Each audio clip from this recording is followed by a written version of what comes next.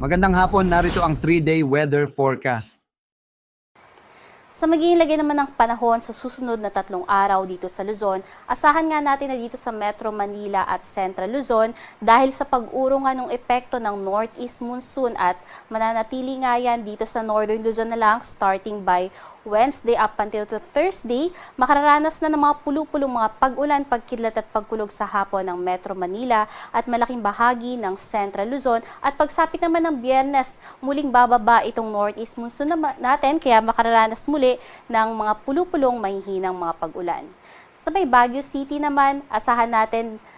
at magiging patuloy din yung epekto ng northeast monsoon sa susunod na 3 araw na kung saan magiging maulap na may kasamang mahinang mga pag-ulan ang mararanasan dito sa may Baguio City at malaking bahagi ng Cordillera, pagsapit ng Miyerkules at mas magandang kalangitan o estado ng kalangitan pagsapit ng Huwebes up until Biyernes. Samantalang mananatili ngayong kaulapan pa rin sa may silangang bahagi ng Northern Luzon sa susunod na 3 araw, particularly na nga sa may Cagayan Valley at maging dito sa may silangang bahagi ng Central Luzon kasama ang Aurora at Quezon. Samantala, dito naman sa Legazpi City, although may mga kaulanan pabukas dito sa may katimungang bahagi, kasama nga ang Sorsogon at Masbate, by Wednesday, asahan na nga natin yung pagganda ng panahon sa buong Bicol region at magtutuloy-tuloy nga yan hanggang Biyernes.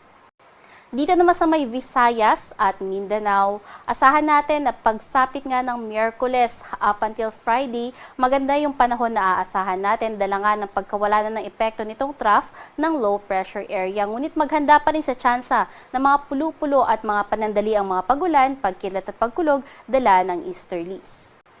Base naman sa ating tropical cyclone threat potential, ito ang binabantayan natin na low pressure area. Sa ngayon ay hindi natin pa rin nakikita na papasok sa loob ng ating PAR at kikilos nga yan pa northeastward. So kahit na maging bagyo yan, ay mananatili lamang yan sa labas ng ating Philippine Area of Responsibility. And by next week, wala naman tayo nakikita ang isang maaaring sumunod pa na low pressure area dito. Bagaman sa ngayon ay mataas pa rin nga yung uncertainty nitong forecast natin, ay patuloy tayong umantabay sa pag-asa hinggil nga sa mga posibilidad ng mga pagbabago na maaaring mangyari dito sa forecast natin.